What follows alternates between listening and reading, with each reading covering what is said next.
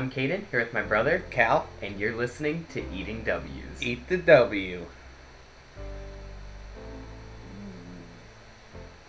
That's a W. Let's eat one. Let's eat one. That's a W. So, on today's episode of Eating W's, we have some of the biggest news from the prior week, which is not much, but we got a little bit of news, so we'll talk about it.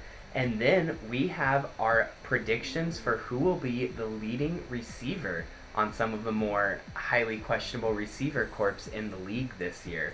So this is going to be a really fun one. Actually, more than the quarterback, more than the running back, I enjoyed thinking about this one much more than both of those last two. So hopefully you guys like it, and it'll be a fun episode because I know we're going to have some fun talking about it. But before we get to that, we will jump in with the couple of things of news. So starting off, we actually have some non-NFL news for pretty much the first time ever, but a little bit of college football news.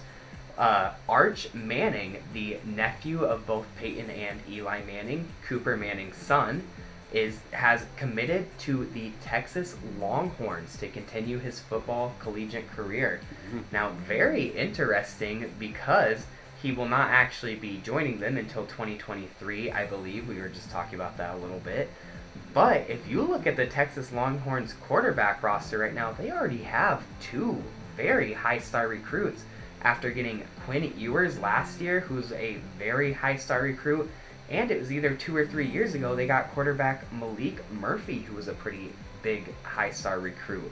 So now they already got both these really good guys, and then Arch Manning decides to go there too. It's just a little weird. Of course, with the transfer portal kind of being a little more open now, it's going to be very easy for one or two of these guys to rotate around and go somewhere else and go find a spot that way. But it's just very interesting to me that all these guys joined at once. Yeah, I'm not sure what the thought process was there. He picked Texas over Alabama and Georgia. So I'm not sure if he wants to try to bring a national title back to Texas, but I don't even see him finishing at Texas. I think he enters the transfer portal before his time is up. Yeah, definitely somebody won't be finishing at Texas, especially comparing him and Quinn Ewers, because those guys are both pretty young now. Quinn Ewers will probably be the starter by the time he gets there, so it'll be really interesting to see how that all falls out there. And I just think it's really funny. Of course, don't get me wrong, Cooper Manning is so happy for his son. He's happy nevertheless.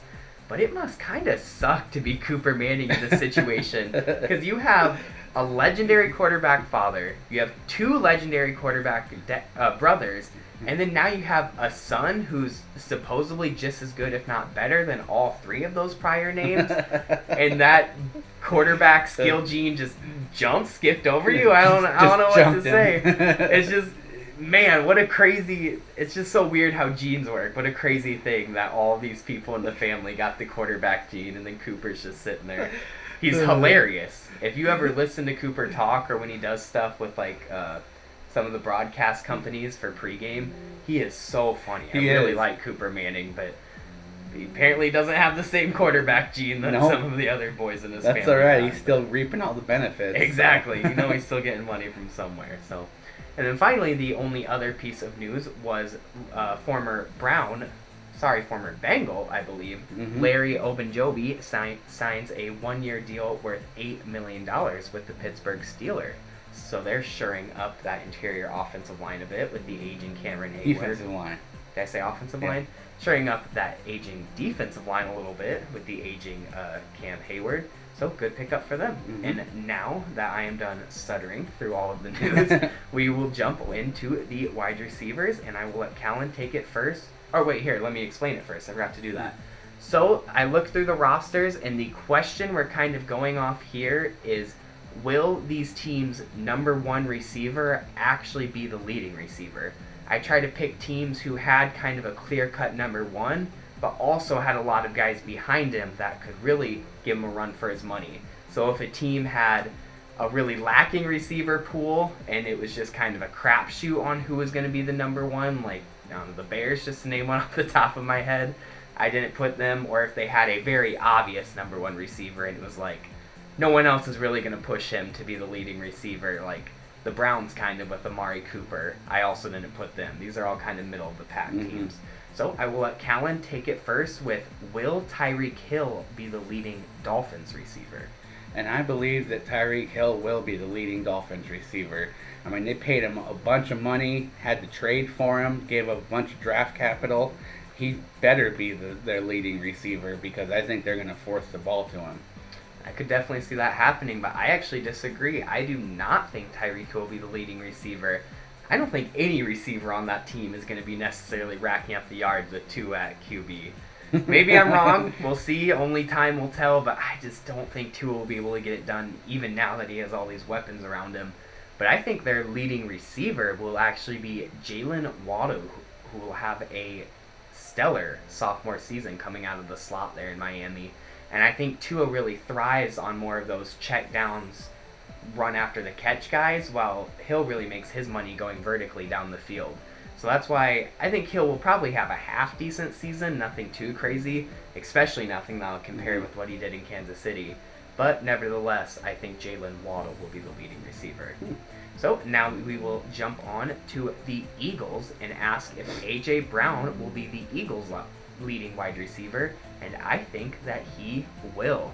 Now, I do think A.J. Brown will earn the top spot there, but I think everyone on that team is going to get a little bit of loving because they're kind of a run-heavy team with a running quarterback like Jalen Hurts and a pretty decent running back like Miles Sanders. And even if you look at their backups like Kenneth Gainwell going into his sophomore season, they got a pretty good running back corps there. So I think the ball is going to be spread around really evenly. Everyone's going to be getting touches because you got to not only think about A.J. Brown, but you got to think about Devontae Smith. You got to think about even Jalen Reagor from 2020. So Jalen's really going to be able to spread the ball around and kind of have some fun. So I think everyone's going to have pretty even receiving yards, but I do think that A.J. Brown will have the most at the end of the year.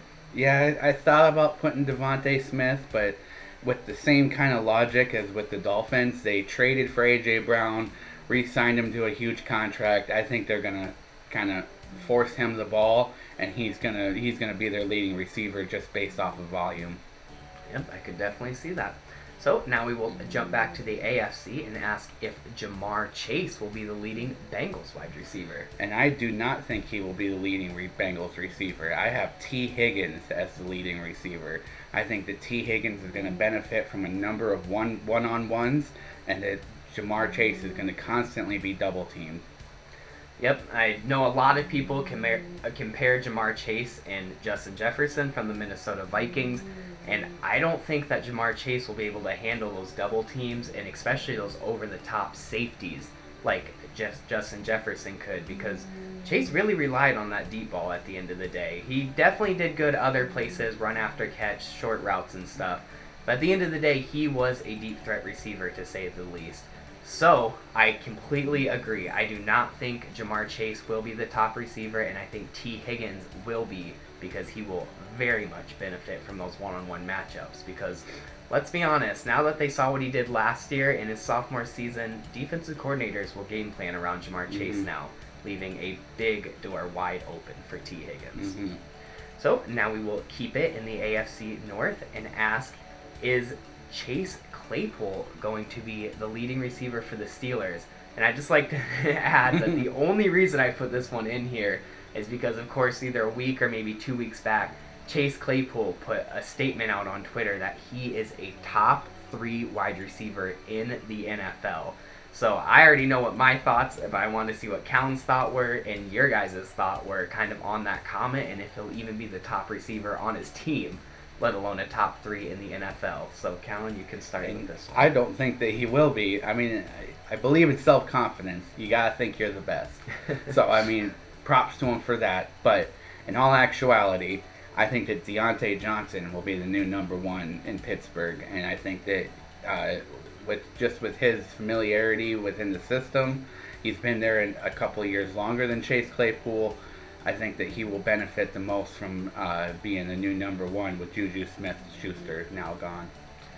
I completely agree. I don't think Callan could have said it much better. So he's going to pick it up in the slot. I don't think Chase Claypool is really as good as he apparently thinks he is. You're right. I didn't even think about that. I do like the self-confidence. You got to love that. But he'll be a top 3 wide receiver on his team, I think. I think he'll probably be the second leading receiver, or if not definitely the third leading the receiver, but definitely not a top 3 wide receiver in the NFL, and probably not even a top wide receiver on his team. So yes, I also have Deontay Johnson winning it there in Pittsburgh. And now we will jump back to the NFC with the NFC North and ask, will Amon-Ra St. Brown be the leading receiver of the Lions? And I put no. Now, St. Brown kind of got a lot of his yards off of just no defensive coordinators really planned around him. They didn't expect him to be that good. Maybe towards the end of the season they did a little more, but now that he's much more established himself and shown that he's a legit threat, I think he'll still have a good season. Don't get me wrong. I think he'll come out and he'll have a pretty stellar season. But I think the new kid in town, DJ Chark, is going to come out and be the leading wide receiver in Detroit. No one really knows what to expect with DJ Chark at this point because he didn't really play much in Jacksonville, whether it was through injury or just through Urban Meyer being Urban Meyer. So now all of a sudden he's coming out as this wild card, and now the teams have to think about playing over the top with Jamison Williams in the slot there in Detroit. They have to think about covering Amon-Ra St. Brown with 1, if not 2 people. And that's going to leave DJ Chark to kind of surprise teams. And I just think he's going to have a really good season and be the leading receiver in Detroit. Yeah, I agree. If DJ Chark can stay healthy, and that's the main thing there because he's had a couple ACL tears. If he can stay healthy, he definitely has that number 1 potential and that big play potential too. And then the dark horse there is definitely Jamison Williams. I probably would have went with him if he had showed a little bit more excitement to be in Detroit, but I think that he just seems bummed to be there, and that's going to affect his play. DJ Chark chose to sign with Detroit, so he wants to be there, and I think that if he can stay healthy, he'll show that he's a true number 1 receiver. Man, as a Vikings fan, with them being in my division, I hate to say it, but they might surprise some people this year, and I think Jamison Williams might be a little questionable at first with that morale and wanting to play in Detroit. But I think if they can get it going and maybe get some momentum and win a game or two, that might really turn him on, and then that's just going to make it even harder to stop Detroit, which is weird to say that it's going to be hard to stop Detroit, but I think it could happen. It's a coin flip. It might not happen. It might be same old Detroit, but it might happen. It's going to be on Jared Goff. Yeah, that's for sure. It's gonna be on the shoulders of Jared Goff. So now, keeping it in the NFC North, we're going to ask, will Allen Lazard be the leading Packers receiver? And I think, yes, he will. And I think, yes, pretty much just off of process of elimination. I mean, if you look at the rest of their team with guys like Sammy Watkins and rookie Christian Watson, there's just not much there. So I think Rodgers is going to be throwing it to familiarity. And the only familiarity he really has left outside of the running back position is Allen Lazard, who I definitely respect as a blocking receiver, but I just don't think he's a true number 1 wide receiver in the NFL, and I think he will be the leading receiver on the Packers.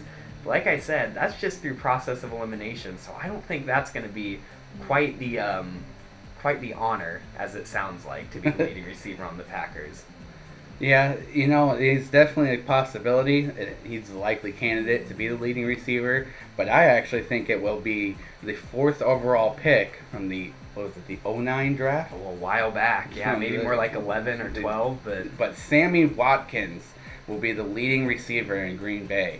Aaron Rodgers personally asked for Sammy Watkins to come to Green Bay, so I think that that's a big deal. And then just the fact that he wants to revive his career, and he did really well in Kansas City with the star quarterback in Patrick Mahomes. He wasn't the leading receiver down in Kansas City, but he definitely was a lot better than he had been in previous seasons. There is a dark horse candidate when you talk about familiarity, and it's a guy I've been talking about for a while now, Juwan Winfrey, the second year, now third year man out of Colorado. He's been on the practice squad. He was on the active roster a little bit last season. Got some yards. Got some reps with Rodgers. I think he continues this year and really it becomes a budding superstar in this Packers offense. Yeah, I by no means dislike the Sammy Watkins pick, but kind of like you were talking about with DJ Chark, I think his performance is really going to lean on if he can stay Depends healthy, on health, especially as he continues to age. But oh god, now I totally lost my train of thought. What was I about to say? I don't know. Wow, That was sad. Well, week 1 will be fun. That's exactly what I was going to say. Week 1, Sammy Watkins is a different beast. He will be the Packers' week 1 leading receiver. Week 1 leading receiver. He's going to have 200 yards and 2 touchdowns. Exactly, but by the end of the season, I think it's much more of a toss-up. So thank you for saying that, because that was sad. I totally blanked right there. If you cannot tell, I am tired and so far out of it, so I'm just trying to pound through this episode and get it done with.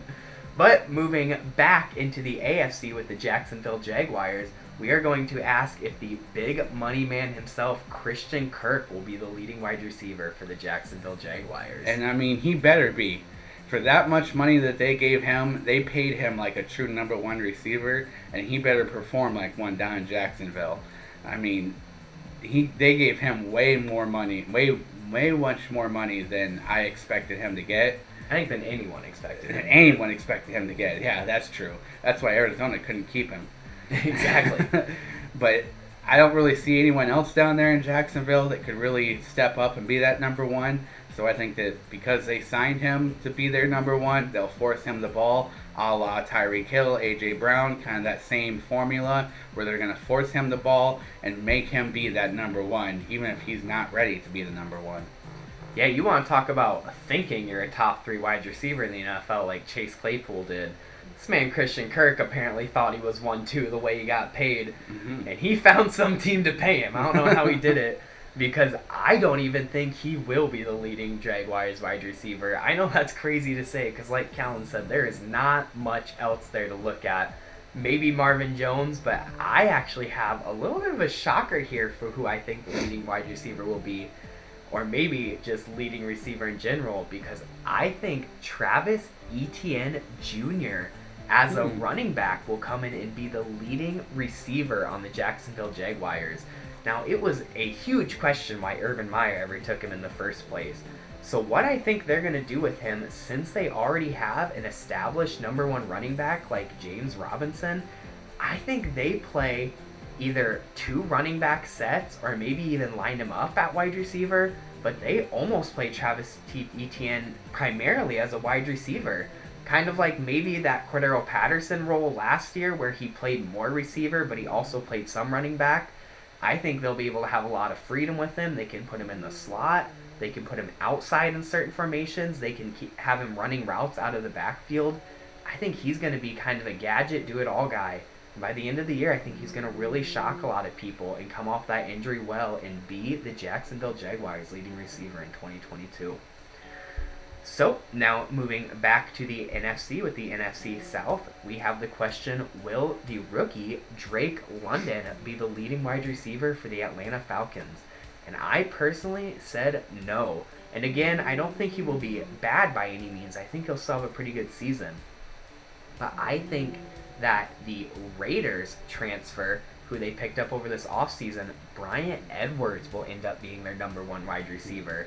Now, Bryan Edwards found himself in a situation very similar to KJ Osborne in 2020, where he kind of lived in the shadow of a first-round pick wide receiver. Of course, KJ Osborne being in Justin Jefferson's and Bryan Edwards being in Henry Ruggs' shadow. And, you know, with the 2020 offseason being so crazy, he didn't really get to experience a true offseason till last year. And I think all those factors are going to come together, and that new change of scenery is going to help him break out and be a top receiver, at least in the NFC part, maybe not in the whole NFL. But I think Bryan Edwards is going to be a much better receiver than people are giving him credits for, and I think he will be the leading Atlanta Falcons receiver. Yeah, you know, I thought he was going to be the number 1 in Vegas until they got Devontae Adams. And then once they got Devontae, then someone had to go, unfortunately. And for the fortune of the Falcons, it was Bryan Edwards. And I think that, you know, he'll be one of the top receivers for that team, but I think their number 1 is going to be Kyle Pitts. I mean, and let's face it, they have him marked as tight end, but this guy's a wide receiver. He's got the build of a wide receiver. He plays like a wide receiver. They just line him up at tight end for whatever reason. So I think, fun. Yeah, just for fun. I guess because they have to. But I think that, boy, you get all 3 of them on the field in a base offensive set. You get Edwards, London, and Kyle Pitts at tight end. You could just run that 3 wide receiver set all day long. Certainly. And God, that's not even mentioning that you have a weapon like Cordero Patterson in the backfield and a dual threat like Marcus Mariota. I don't think that we're going to see as much progression in the win column as this may make it sound, but I could see that Atlanta offense really surprising people, or at the very least being really fun to watch as the course of the season goes on. Like I said, I don't think that'll translate to many wins for them nevertheless, but not much of a defense. Might be some entertaining football nevertheless, so it'll be fun to watch them. Here's one of my favorites overall. Here's the question, keeping it in the NFC South. Will Michael Thomas come back and be the leading Saints wide receiver? And I personally think no. With all the speculation around if Michael Thomas will even come back this season and what percentage or how healthy he'll be coming back this season, I don't think he will be the leading wide receiver. And if he's used at all, it'll be more of a gadget guy. Or, sorry, not a gadget guy, a decoy guy, just for defenses to have to keep an eye on. And I think who's going to step up and be that leading wide receiver is rookie Chris Olave. Now, I don't think he's going to have a Justin Jefferson or Jamar Chase type season, but I think that he could kind of push some of those numbers and be the leading New Orleans Saints wide receiver. Yeah, it definitely could be. They traded up for him in the draft to get him, so they definitely want him to be that number one. I think if Michael Thomas does come back, he's more than likely their leading receiver, especially with Jameis Winston back at quarterback. But if he does not come back again for whatever reason, I have Jarvis Landry, their big free agency signing, as their new number one receiver. He wanted to come home to Louisiana. He's home. He's in his backyard where he grew up, where he played college at. So I think he's gonna have a career resurgence down in New Orleans, and I think that there's a strong chance he could be their number one receiver. I like it. So now, jumping into our final two divisions, the AFC and NFC West, we'll start with the AFC West and ask, will Juju Smith-Schuster be the leading Kansas City Chiefs wide receiver? No, it will not be. This is going to be the resurgence of Josh Gordon. They kept him, got rid of Tyreek, and Josh Gordon, who has been a number one receiver before for the Cleveland Browns, is going to come and show up and be the Chiefs' new number one receiver. He is going to replace Tyreek Hill in that role, and I think that he is going to excel at it. Has the NFL changed their drug abuse policy at all? If he can stay on the field. There's a big if there. Capital I, capital F. I like it until I read the NFL drug abuse policy, and then Josh Gordon gets a little more. It's gotten a little more lenient, but when you're on your 12th one, I think that the leniency goes out the window. It all comes down to the NFL drug abuse policy. It really does. Yep. No, but I think that Juju Smith-Schuster will be their leading wide receiver for being an annoyingly flashy player off the field. He doesn't make a ton of flashy plays on the field, but one thing I really can respect from Juju is he's very willing to kind of make his money on those short routes. He's a crisp route runner. He's willing to go across the middle. He can make contested catches. And I think just that pure consistency and being kind of a safety valve for Patrick Mahomes is going to lead him to be the leading wide receiver. Because, all the other guys like Mecole Hardman kind of just rely on the deep ball. They rely on those big boomer bust explosive plays. So I think that Juju is just going to slowly and quietly rack up those yards and become their leading receiver throughout the course of the season. And then now, finally, ending it off in the NFC West, and with our final question and my personal favorite question out of this group, will Hollywood Marquise Brown be the leading Cardinals receiver, considering the 6-game head start he and all the other receivers will have over DeAndre Hopkins? And I personally think no. Now, over the past couple of seasons, the Cardinals have done all they can to build around Kyler Murray. They've given him a ton of weapons over the years. I mean, Marquise Brown this offseason in 2021, they drafted Rondale Moore. This year they used their highest overall draft pick to get Trey McBride. They traded for Zach Ertz. They got Zach Ertz. I forgot about that. So they want to see what Kyler can do as a true quarterback, as a passer over a runner. And sadly, I just don't think Kyler is really going to step up and be that. So that's going to lead to no one on the Cardinals really getting a ton of yards and a huge regression, especially through those first 6 games without DeAndre Hopkins. And I think DeAndre Hopkins comes back and plays well and actually somehow still retains as the leading wide receiver there in Arizona, even being 6 games behind. He definitely could be. He has that potential and that talent. He's that good. But I think 6 games is a lot of games. And I think that with the 6-game head start, Hollywood Brown will be the leading receiver. But I think definitely Hopkins could come in and just have a number of top games and totally take that lead back. That's definitely not out of the question.